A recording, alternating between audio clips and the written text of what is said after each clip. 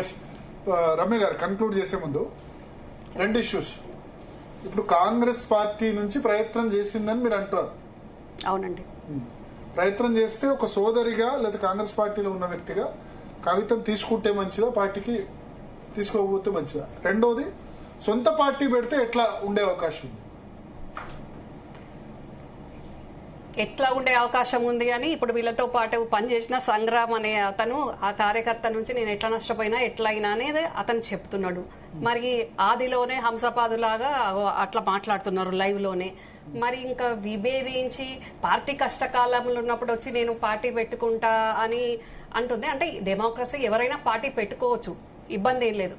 కానీ ఇట్లా చేసేది ఉండే అట్లా చేసేది ఉండే అని ఈరోజు చిట్చాట్ లో మాట్లాడింది. అంటే కేసీఆర్ గారు అధినేతుండి 40 ఏళ్ళ ఆయన అనుభవాన్ని కూడా ఇప్పుడు చాతగానితనం కింద ఇట్లా చేసేది ఉండే అని మాట్లాడడము అనేది మరి మెర్జీ చేస్తున్నారు అని అంటే ఎవరి కోసం మెర్జీ చేస్తామన్నారు? కేసీఆర్ గారు ఒకవేళ మెర్జీ చేసేది ఉంటే కూడా తను జైల్లో ఉంది కాబట్టి, తను బయటికి రావాలి కాబట్టి, కేసుల నుంచి విముక్తి కావాలి కాబట్టి విధి లేని పరిస్థితిలో, గత్యంతరం లేని పరిస్థితిలో మెర్జీ చేస్తామన్నారు కావచ్చు, తను సేఫ్ సైడ్ ఉండాలని.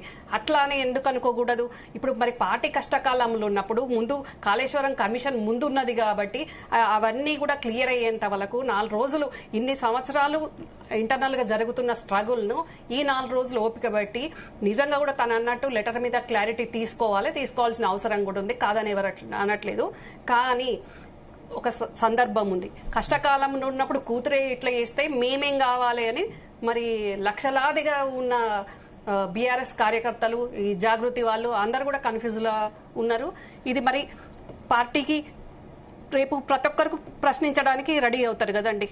కేటీఆర్ గాని, హరీష్ గాని, కేసీఆర్ గాని. అంటే మీరు ఇంటోళ్ళు ప్రశ్నించవచ్చు కానీ మేము ప్రశ్నించొద్దా అని ఆఫ్ ద రికార్డ్ మాట్లాడుకుంటున్నారు అందరు. ఇది ఎవరికి నష్టం చేస్తుంది? అల్టిమేట్ గా ఒక మాట అంటారు ఏంటంటే, ఆడబిడ్డగా ఉన్న ఆమె మీద లీకు వీరులు కనుక్కోమంటే గ్రీకు వీరులాగా నా మీద దాడి చేస్తున్నారన్న మాట అంటారు. అవునండి, అంది. మరి ఆ గ్రీకు వీరుడు అనే కోడు కంటే స్ట్రేట్ ఫార్వర్డ్ గా పేరు పెట్టి అంటే బాగుండేది. మరి ఇప్పుడు అలా గ్రీకు వీరుడు అని మనం ఎవరిని అనుకోవాలి? హరీష, శకుని సంతోష, కేటీఆర్?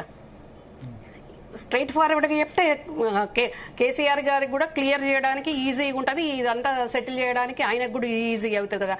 రోజుకొక సీరియల్ లాగా, రోజుకొక రకంగా వీళ్ళిట అనడము వాళ్ళట అనడము, అందరి మధ్యలో గందరగోళంలా బీఆర్ఎస్ పార్టీలో పనిచేస్తున్న కార్యకర్తలకు ఈరోజు కష్టం వచ్చిందండి.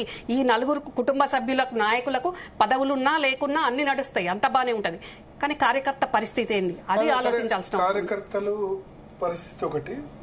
బట్ మీ చిన్న